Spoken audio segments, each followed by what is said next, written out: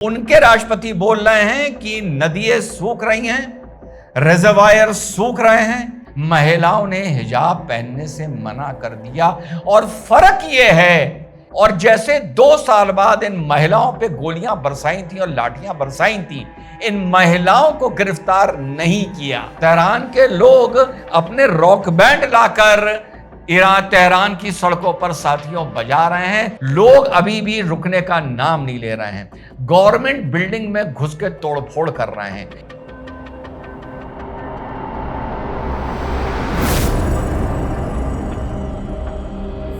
Hello, नमस्कार, सत श्री अकाल, अस्सलाम वालेकुम। कैसे हैं जनाब? कल साथियों हम लोगों ने वीडियो बनाया था ईरान की बिगड़ी हुई अर्थव्यवस्था को लेकर।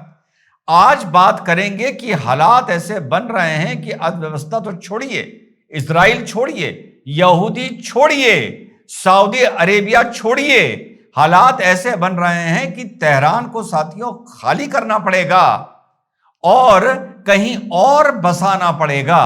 और यह बात कोई एग्जैजरेशन नहीं है, कोई हाइप नहीं है जो आज का थंबनेल बता रहा है। यह हकीकत है जो ईरान के राष्ट्रपति मसूद पेजेश्कियान ने हाल के अपने भाषण में बोला है। पहले वो सुन लीजिए, फिर आगे बात करेंगे कि क्या क्या चल रहा है ईरान में और कब डहेगा the Islamic state of Iran. सुनिए।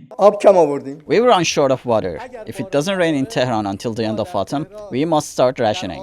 Still, it's not clear. Even if we ration and it still doesn't rain, then we'll have no water at all. Then citizens must evacuate Tehran. जी हाँ साथियों, ये उनके राष्ट्रपति बोल रहे हैं कि नदियां सूख रही हैं, रिजर्वायर सूख रहे हैं। ईरान हमेशा से सेमी ड्राई और ड्राई जोन में आता था। पानी की दिक्कत सन 70 से शुरू हो गई थी, लेकिन सन 70 के बाद इसकी तरफ ध्यान नहीं दिया गया। ध्यान दिया गया न्यूक्लियर बम बनाने की तरफ, मिसाइल बनाने की तरफ। अब हालात ये हैं कि वाटर नहीं है, लेकिन यूरेनियम के एनरिचमेंट में जो हैवी वाटर्स की जरूरत पड़ती है वो शायद इनके पास हो, और यूरेनियम को पिया नहीं जा सकता। डिसैलिनेशन प्लांट्स साथियों, यही दिक्कत इनके दुश्मन इजराइल पर भी आई थी। पानी का क्राइसिस इजराइल का बहुत पुराना क्राइसिस है।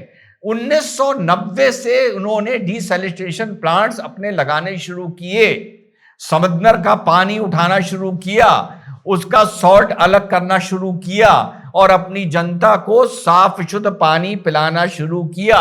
तो तुम तो सिर्फ यूरेनियम के एनरिचमेंट में फंसे रहे, उन्होंने वो भी कर लिया और अपनी जनता के लिए पानी का इंतजाम भी कर दिया। यह है बुनियादी फर्क कि इतना सब होने के बाद भी इजराइल में ऐसे डिमॉन्स्ट्रेशन और विरोध देखने को नहीं मिल रहा है जैसा ईरान में देखने को मिल रहा है। इजराइल वो जो एक हाथ से तरक्की करता है और दूसरे हाथ से अपने को बचाने में, अपने को अस्तित्व को बचाने में लगा रहता है। और आप ईरान का इतिहास उठा के देख लीजिए, एक शांतिपूर्ण देश था, लेकिन उसने कहा ना, मुझे तो न्यूक्लियर वेपन बनाना है। सैंक्शन लग गए।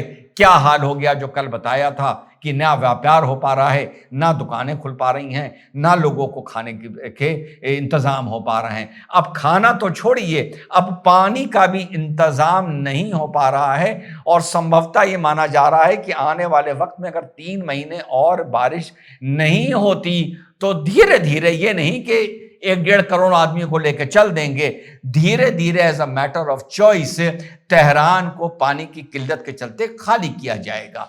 तो कल बात हुई थी इन्फ्लेशन की, आज बात हो रही है पानी की। और पानी के साथ किश आइलैंड पर साथियों एक मैराथन को ऑर्गेनाइज किया गया, जिसमें आदमी महिलाएं सब आने थे दौड़ने के लिए। तो साहब वहां पर अथॉरिटीज ने ड्रेस कोड में हिजाब रखा कि आपको अगर रनिंग करनी है, मैराथन में पार्ट लेना है, तो आपको हिजाब पहनना जरूरी है। पता है साथियों क्या हुआ? महिलाओं ने हिजाब पहनने से मना कर दिया। और फर्क यह है कि अथॉरिटीज ने ऑर्गेनाइजर्स को अरेस्ट कर लिया, और जैसे 2 साल बाद इन महिलाओं पे गोलियां बरसाई थी और लाठियां बरसाई थी, इन महिलाओं को गिरफ्तार नहीं किया। ये जानते हैं किसकी वजह से हो रहा है? ये उसकी वजह से हो रहा है, इजराइल की वजह से, जो इनका सबसे बड़ा दुश्मन रहा है, कि अब जनता अगर सड़कों पे निकल आई तो भैया अब संभालने की स्थिति में नहीं रहोगे। आफ्टर द इजराइल एपिसोड, कि जहां हूती भी खत्म होते नजर आ रहे हैं, जहां असद भी खत्म होता नजर आ रहा है, खत्म हो गया है, जहां हिजबुल्लाह भी खत्म हो गया है, जो मैंने कल बताया था। यह क्षेत्रीय कमजोरी का नतीजा है जो इन महिलाओं को मजबूरी में भागने दिया जा रहा है।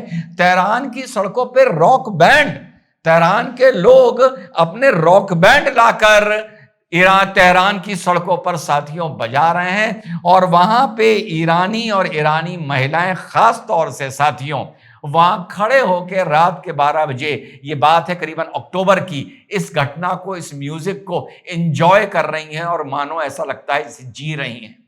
मैंने जितने भी अभी तक मुस्लिम मुल्कों को स्टडी किया है, जितना आक्रोश मुझे ईरान की आम जनता में देखने को मिल रहा है काफी दिनों से, मानो यकीन करो कि ये सिर्फ एक खमानी नहीं या इस्लामिक लीडरशिप नहीं, ये शायद उससे भी आजादी चाहते हैं, ऐसा लग रहा है। अब देखना यह है कि अगर ईरान को आजादी मिल जाए, वहां की जनता को अपने जीने के तरीके का हक मिल जाए, जो लोग कहते हैं ना matter of choice, matter of choice की हकीकत क्या है वो ईरान जाके देखो पता चल जाती है।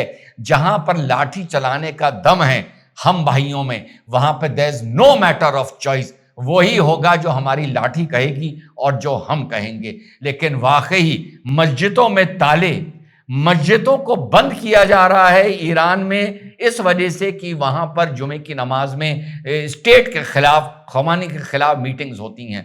लोग अभी भी रुकने का नाम नहीं ले रहे हैं, गवर्नमेंट बिल्डिंग में घुस के तोड़फोड़ कर रहे हैं। एक वहां पर फौजी गार्ड खड़ा था, उसको लिंच करके मार देते हैं। ये हालात हैं साथियों तेहरान के, ईरान के, और इसी बीच में इजराइल को लेके जितने भी इनके जासूस पकड़े जा रहे हैं उनको ये अलग मार रहे हैं।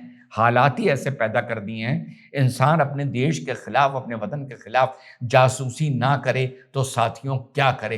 तो वाकई जैसा मैंने बताया, ये बात मैं और स्टेट्स के लिए तो नहीं कहता हूं, अगर सिविल वॉर की नौबत भी ईरान में, तेहरान में आती है तो वो कुछ दूसरों से अलग हट के होगी, क्योंकि यहां पर मुझे बुनियादी तौर पर ऐसा लगने लगा है कि तेहरान, ईरान की जनता लीडरशिप के अलावा, ये मेरी as a socio religious commentator ये मेरी रीडिंग है, शायद गलत हो सकती है, काफी हाई परसेंटेज में शायद इस्लाम भी छोड़ने की नौबत तक बहुत जल्दी आ सकती है अगर उनके खिलाफ इसी तरीके से वहां की जो इस्लामिक स्टेट है वो उन पे जुल्म और उनको प्रोसिक्यूट करती रही, तो ये नौबत भी शायद हम लोगों को जल्दी देखने को मिल सकती है।